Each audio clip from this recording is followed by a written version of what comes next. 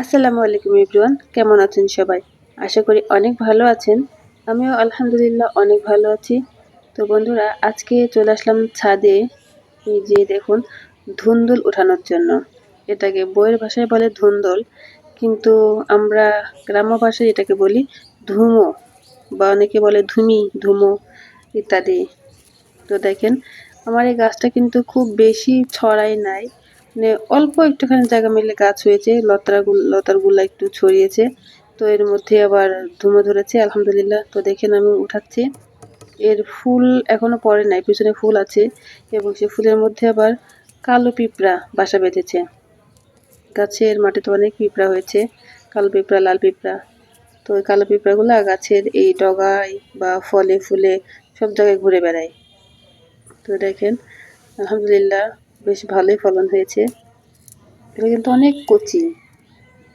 এই ধুন্দুলগুলা অনেকে ভাজি করে খায় বা ভর্তা করে খায়, সবজি হিসেবে ব্যবহার করে, মানে সবজি তরকারিতে বেশ ভালোই লাগে। এটা ভাজি করলে অনেক অল্প হয়ে যাবে। দেখেন এই জালিগুলো অনেক ছোট, তো আমি এগুলো উঠাবো না। এই কঞ্চিগুলা এমনভাবে রাখা হয়েছে যে ভেতরে যাওয়াটাই মুশকিল অনেক। তো যাই হোক, আমি এই একটা বাঁশ ডিঙিয়ে আসলাম। দেখেন এখানে কয়েকটা আছে। এই গাছটা যখন ছোট ছিল, তো আমি ভাবছিলাম যে কোনো জাংলা দেব না। জাংলা মানে এই যে বাঁশকঞ্চি, বা অনেকে বলে মাচা। তো আমরা জাংলা বলি, অনেকে বলে মাচা। তো ভাবছিলাম যে কোনো জাংলা দেব না, এমনিতেই লত্রায় যতটুকু হয় হবে। তো এসে দেখি যে আমার আব্বু, মানে আমার শ্বশুর আব্বু, এই বাঁশকঞ্চি, এই যে চেগারগুলা দিয়ে এভাবে গাছ উঠাই দিছে। তো এগুলো আমি ভর্তা করব যেহেতু অল্প। আর যে জালিগুলো ছোট ছোট আছে, এগুলা বড় হলে অনেকগুলো হবে, তখন এগুলো আমি উঠাই ভাজি করব। তো যখন সেগুলো উঠাবো সেই ভিডিওটা অবশ্যই আপনাদের সঙ্গে শেয়ার করব। দেখেন অনেকগুলো কিন্তু জালি আছে, হ্যাঁ, এগুলা উঠাইলে অনেকগুলো হবে। তো এগুলো আমি রেখে দিচ্ছি পরবর্তীতে উঠানোর জন্য। দেখেন আমার অল্প করা ধুন্দুল হয়েছে, ভর্তা করবো এগুলা। দর্শক দেখেন, এই লতারের গায়ে কিন্তু প্রচুর কালো পিঁপড়া। এত পরিমাণ কালো পিঁপড়া হয়েছে আমার গাছগুলোতে, যা বলার কথা না। তো পিঁপড়া মারার জন্য কি দেওয়া যায়, যদি কারোর জানা থাকে অবশ্যই একটু কমেন্ট করে জানাবেন। দেখেন এই বাঁশগুলা জাস্ট আপনার ছাদের যে গাঁথনি আছে, গাঁথনির উপরে এক সাইড রাখা আছে, আর এক সাইড আপনার ছাদের উপরেই রাখা আছে। এই কঞ্চিগুলো এইভাবেই দিয়ে এর উপরে গাছ উঠাই দিয়েছে। তো দেখেন এই লেবু গাছটা, দেখেন দর্শক, এই লেবু গাছটার কাটিংটা আপনাদের সঙ্গে শেয়ার করেছিলাম যেদিন আমি লেবু গাছের ডালগুলো কেটেছিলাম, সেই ভিডিওটা আপনাদেরকে আমি দিয়েছিলাম।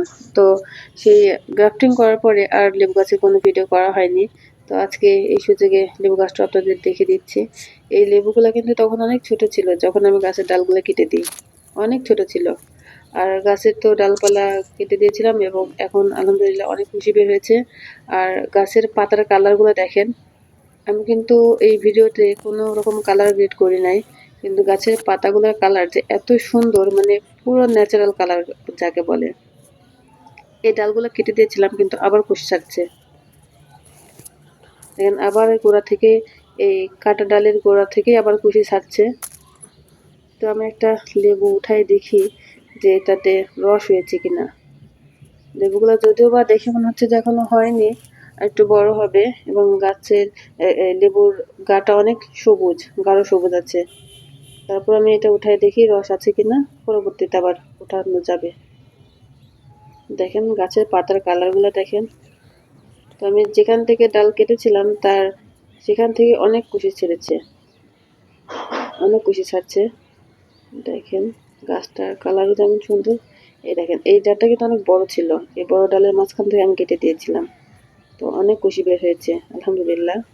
তো দর্শক দেখেন আমার সেই ফাঁকা গাছটা কিন্তু আবার পাতাতে ভরে উঠেছে, ডালপালা পাতা ভরে গেছে। তো দর্শক আমি এর মাঝখানে দুটো পেঁপে উঠাইছি, কিন্তু আমার সেই পেঁপে উঠানোর ভিডিওটা করতে মনে নাই। তো যাই হোক, কোনো ব্যাপার নয়, যে পেঁপে দুটো দেখে দিচ্ছে এখন। দেখেন আজকে আমি সব থেকে কি কি সবজি উঠাইছি। ধুন্দুল উঠিয়েছি, লেবু উঠেছি, আর দুটো পেঁপে। পেঁপে দুটো অবশ্যই সবজি খাবো না, এই যে এটা অলরেডি হলুদ হয়ে গেছে। তো এগুলো আমি রেখে দেবো পাকায় খাওয়ার জন্য। এগুলো রেখে দিলে অনেক ভালোভাবে পেকে যাবে। বন্ধুরা, কেমন লাগলো আমার আজকের ভিডিওটি অবশ্যই কমেন্ট করে জানাবেন এবং আমার চ্যানেলটিকে সাবস্ক্রাইব করে দিবেন, পেজটিকে ফলো করে দিবেন। সবাই ভালো থাকবেন, সুস্থ থাকবেন, দোয়া করবেন আমার জন্য। আল্লাহ হাফেজ।